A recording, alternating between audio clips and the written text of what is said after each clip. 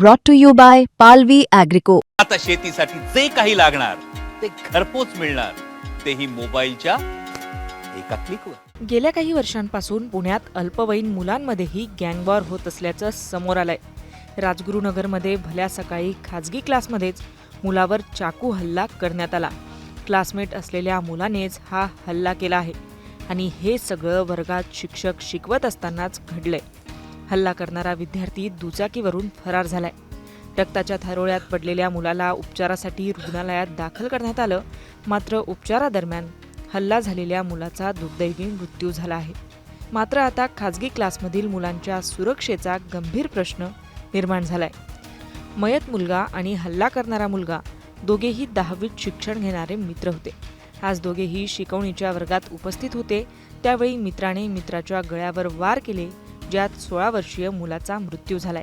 या संदर्भात प्रत्यक्षदर्शी काय म्हणालेत पाहूयात। पहिलं मी घरातून बाहेर आलो त्यावेळेला इथं खूप लोक वगैरे जमलेली होती। मॅडमच्या पूर्ण शरीराला रक्त लागलेलं होतं। तो पोरगा घाया होता, त्याच्या मानेला आधी पोटाला लागलेलं होतं। त्याच्यानंतर टू व्हीलर आणली, त्याला गाडीवरती नेलं, पहिलं साळुंकेला घेतलं नाही, त्यामुळे मग तिथे ॲम्ब्युलन्स बोलून त्याला गव्हर्नमेंट हॉस्पिटलला नेलं। हे सगळं ॲक्च्युली 2 मुलांमध्ये भांडणं झालेली होती पहिली, वाटतं काहीतरी असं तपासात दिसतंय मुलांच्या चर्चेवरनं। त्याच्यानंतरून ते भांडणाचा राग म्हणून त्याने ते चाकूने कोणतरी मारलेलं दिसतंय। चाकूने हल्ला कुठे केला? बाहेर केलं की क्लासमध्ये केलेलं दिसतंय। कारण प्रथमतः रक्त आत्म झालं, ज्यानंतर मॅडम त्याला बाहेर घेऊन आलेले आहेत। ज्यावेळेस त्याला बाहेर आणलं त्यावेळेस त्याला हॉस्पिटलला नेलं।